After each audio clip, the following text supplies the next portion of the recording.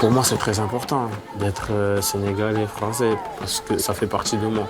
J'ai vécu dans les deux, j'ai une appartenance et en France et au Sénégal. Vas-y, travaille tes crochets. Avec le recul, je remercie vraiment ma mère. Si aujourd'hui j'ai cette double culture, c'est grâce à elle. Non-stop. Changez. J'ai toujours eu ce manque du Sénégal, parce que j'ai une identité forte à ce pays. Dans ma tête, je me suis toujours dit que j'allais revenir ici.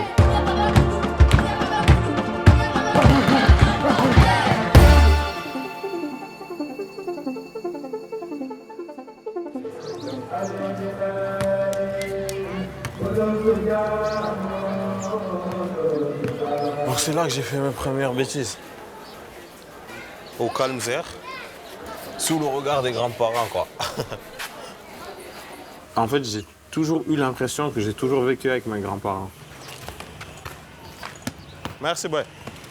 J'ai passé mes 13 premières années entre ici et le village, Mbodiène, là où j'ai vécu jusqu'à mes 13 ans avant de partir en France.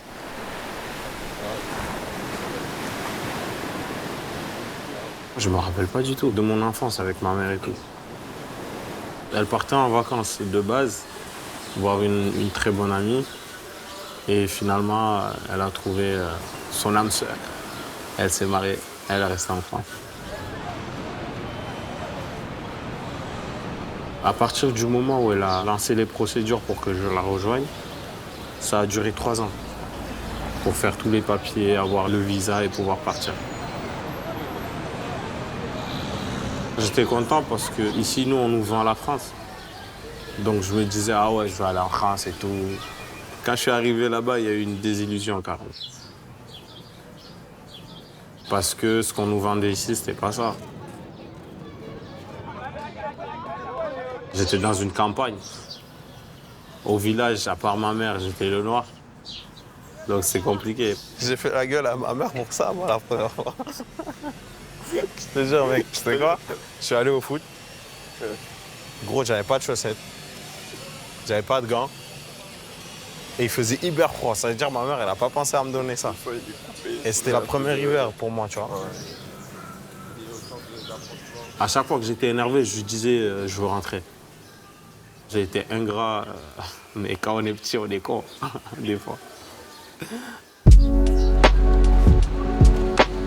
J'ai toujours eu ce manque du Sénégal. Dans ma tête, je me suis toujours dit que j'allais revenir ici.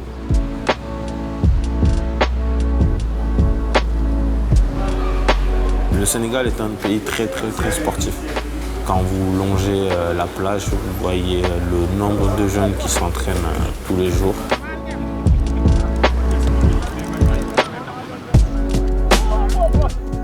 Les petits dans les villages sont en manque d'activité. Du coup, quand on leur apporte le peu d'activité, eux, ils s'impliquent et ils font la chose à fond, quoi. Hop. J'ai voulu allier l'éducation spécialisée et la boxe. Parce que la boxe m'a apporté beaucoup de choses dans la vie. Et selon moi, ça pouvait aussi servir à d'autres jeunes. Nous avons association que espoir. Mi créé association. Que espoir ko imbin espoir. L'association a pour but de faire de l'insertion par le sport. Et quel sport? La boxe.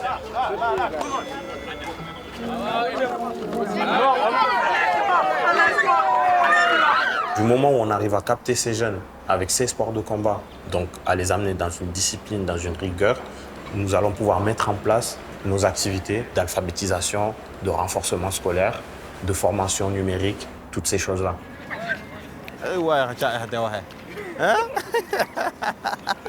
Je pense que c'est indispensable d'avoir le côté sport et le côté éducatif. Parce qu'effectivement, d'arriver tout de suite avec un projet éducatif, on n'aurait pas forcément eu un tel engouement pour le projet. La boxe, c'est un sport qui demande du cadre, de la rigueur. Et c'est un sport qu'on ne peut pas faire en trichant, en fait.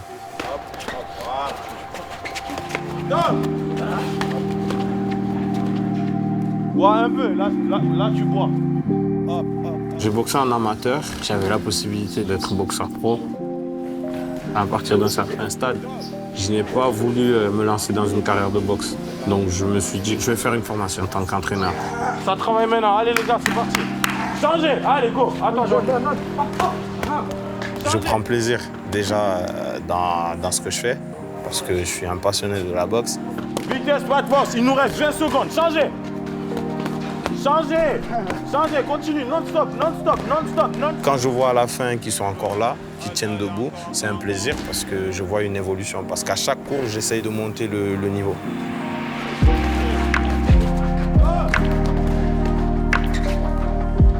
C'est bien l'armée. Tu vois quand tu veux. T'es allé jusqu'au bout. C'est bien les gars, bravo. Hein.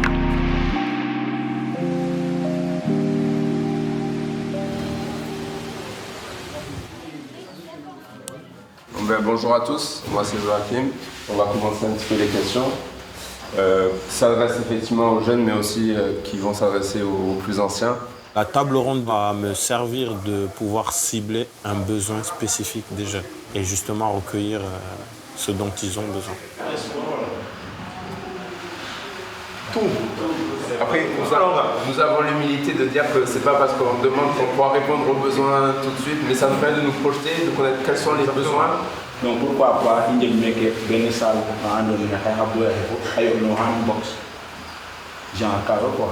Mon espoir, ça serait de pouvoir mettre en place un centre ici à Mbodiène. Je m'attends beaucoup, en tout cas à ce qu'on me dise, moi je veux aller en France, je veux aller en France, je veux aller en France.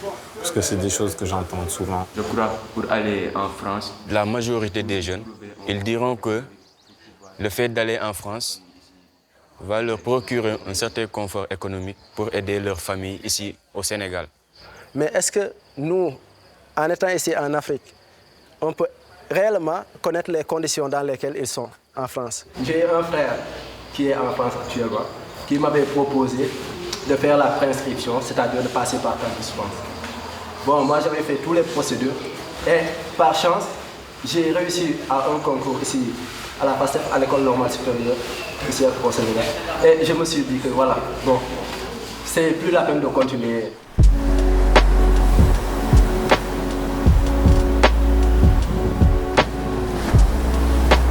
Je ne suis pas contre que les gens partent, mais c'est comment partir? Moi, c'est ça la question. Parce qu'en France, je bossais avec des MNA. MNA, c'est des mineurs non accompagnés. Il y en a qui venaient parce qu'ils n'avaient pas le choix. Ils venaient parce qu'ils fuyaient la guerre. D'autres venaient parce qu'ils en avaient marre de rester dans leur pays. Et Kedala Ogonga, c'est je préfère mourir à l'eau en prenant une pirogue que de rester dans mon pays. Mais quand ils arrivaient, ils n'avaient pas de papier.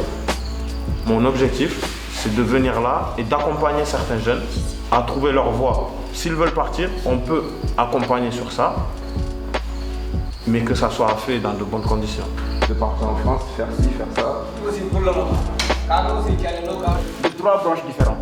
Il y a une autre pensée qui dit que c'est bel et bien possible de réussir ici, localement, dans notre pays. C'est pas facile. Mais quand même, si tu parviens à réussir ici au Sénégal, je pense que tu n'as pas besoin de partir en France pour trouver là-bas du boulot, etc., etc.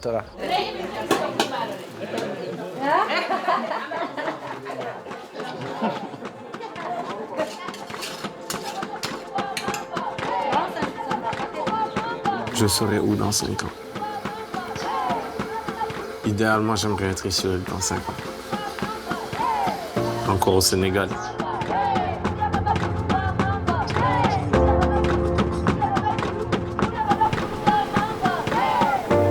Mais que je pourrais vivre partout. Je suis bien ici, c'est chez moi. Aujourd'hui, je suis aussi bien en France, c'est aussi chez moi. Et si je vais ailleurs et que je suis bien là-bas, ça sera chez moi aussi.